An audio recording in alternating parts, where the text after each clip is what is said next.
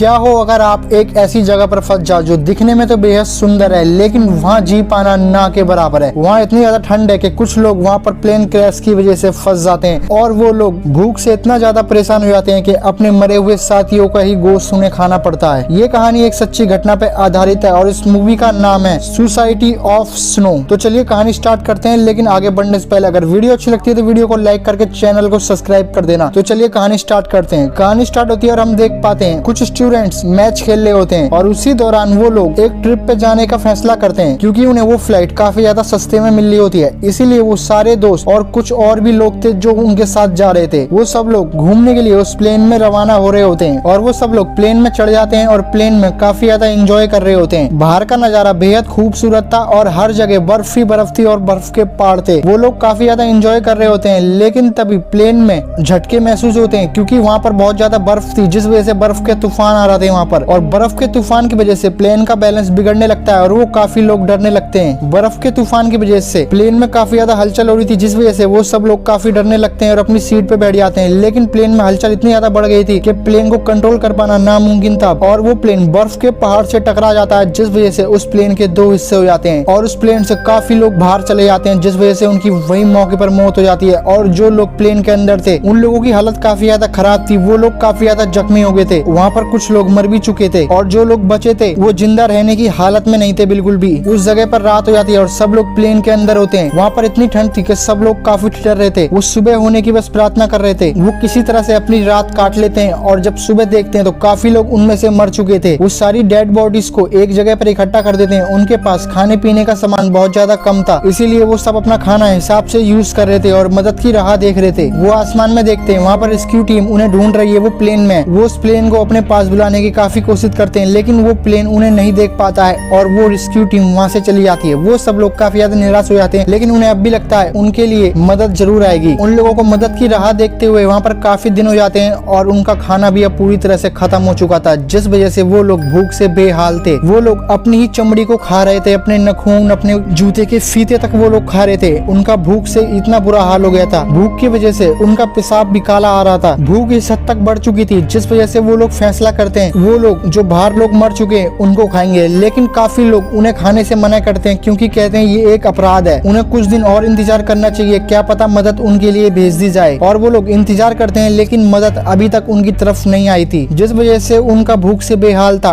और वो लोग उन डेड बॉडीज को खाने का फैसला करते हैं। और वो लोग जो उन लोगों ने डेड बॉडीज रखी थी एक साइड, उन सारी डेड बॉडीज को काटने लगते हैं और फाइनली उन लोगों को काफी टाइम के बाद खाना नसीब हुआ था और वो लोग उन्हीं का गोश्त खाते हैं। उन लोगों को एक रेडियो मिलता है, वो उस रेडियो को किसी तरह चालू कर लेते हैं और उसमें न्यूज आती है। उसमें बताया जाता है कि जो पैसेंजर उस क्रैश हुए प्लेन में निकले थे उनको रेस्क्यू टीम नहीं ढूंढ पाई है, जिस वजह से रेस्क्यू टीम ने ये फैसला किया है बर्फ पिघलने के बाद ही उन्हें ढूंढा जाएगा, क्योंकि उनमें से अब कोई भी नहीं जिंदा बचा होगा। और ये खबर सुनकर वो सब लोग काफी रोने लगते हैं और काफी ज्यादा परेशान हो जाते हैं क्योंकि अब उनकी आखिरी उम्मीद भी मर चुकी है। वो लोग प्लेन के पिछले हिस्से को ढूंढने का फैसला करते हैं क्योंकि उसमें बैटरी है जिससे वो लोग रेडियो को यूज कर सकते हैं और मदद के लिए वो बुला सकते हैं। इसीलिए उनमें से उस पिछले हिस्से को ढूंढने के लिए 3 लोग वहाँ से निकलते हैं। वो लोग बर्फ के पहाड़ों पर चढ़ते हुए आगे बढ़ रहे होते हैं। वो आगे चलते रहते हैं, लेकिन तभी वो देखते हैं उन्हें प्लेन नहीं दिखाई दे रहा है, जिस वजह से वो पीछे लौटने का दोबारा से फैसला करते हैं। ऐसे दिन बीतते रहते हैं और वो मुर्दों का गोश्त खा के जिंदा रह रहे थे, जिसके बाद फिर दोबारा से 3 लोग उस पिछले हिस्से को ढूंढने के लिए निकल जाते हैं जो प्लेन का क्रैश होकर टुकड़ों में बट गया है। वो लोग उस हिस्से की तरफ आगे बढ़ते रहते हैं। वो लोग उन लोगों से काफी ज्यादा दूर आ चुके थे और वहीं पर ही रात हो जाती है। वहाँ पर इतनी ठंड बढ़ गई थी कि उन लोगों को जिंदा रहना नामुमकिन था, लेकिन वो किसी तरह से बर्फ के नीचे दुबके हुए थे और वो रात गुजार देते हैं। जब सुबह उनकी आंख खुलती है तो उन लोगों की हालत काफी ज्यादा खराब थी, वो उन्हें काफी ज्यादा ठिठर रहे थे और वो लोग वापिस अपने टेंट की तरफ आ जाते हैं। वो लोग किसी तरह से जिंदा रहने की कोशिश कर रहे थे, लेकिन तभी वहाँ पर बर्फ का एक तूफान आता है, जिस वजह से वो प्लेन टूट जाता है और वो बर्फ उन्हीं के ऊपर आकर गिरती है। वो सब लोग बर्फ में दब जाते हैं और काफी लोगों की जान भी जा चुकी थी इसी दौरान। वो बिल्कुल बर्फ के अंदर थे। जो लोग बच गए थे वो काफी ज्यादा डरे हुए थे। वो तूफान खत्म होने के बाद दोबारा से बाहर आते हैं। बाहर बेहद ही खूबसूरत नजारा था, लेकिन यहाँ जिंदा रहना बहुत मुश्किल था। इस बर्फ के तूफान की वजह से उनके काफी लोग मारे जा चुके थे और वो लोग उन्हीं का गोश्त खा के अपना गुजारा कर रहे थे। लेकिन हालात इतने बदतर हो जाते हैं कि वहाँ पर काफी समय बीत जाता है और उनकी डेड बॉडीज भी अब खत्म हो चुकी थी, जिस वजह से उन्हें हड्डियों पे से मांस छुड़ा के खाना पड़ रहा था। उनकी भूख इस हद तक बढ़ चुकी थी, उनमें से कोई ना कोई धीरे धीरे करके मर ही रहा रहा होता है और जो लोग नहीं मर रहे होते हैं वो मरने के बिल्कुल पास होते हैं। इसीलिए फिर दोबारा से उनमें से 4 लोग उस टूटे हुए प्लेन के हिस्से को ढूंढने के लिए निकल जाते हैं। वो लोग काफी ज्यादा आगे आ चुके थे, लेकिन तभी उनमें से एक लड़का गिर जाता है। उसके पैर में इन्फेक्शन हो गया होता है, जिस वजह से वो बीच रास्ते में से ही लौटने का फैसला करता है और वो लड़का वहाँ से चले जाता है। और वो जो बाकी के लोग बचे होते हैं 3, वो लोग उस प्लेन के टूटे हुए हिस्से को ढूंढने लगते हैं। उन्हें रास्ते में बर्फ में जमे हुए अपने साथियों की लाशें दिख रही थी, जिनकी ठंड की वजह से बहुत दर्दनाक मौत हुई होती है। और वहीं वो लोग उन लोगों का इंतजार देख रहे होते हैं कब उन्हें उस प्लेन का टूटा हुआ हिस्सा मिले और कब उनकी जान बचने की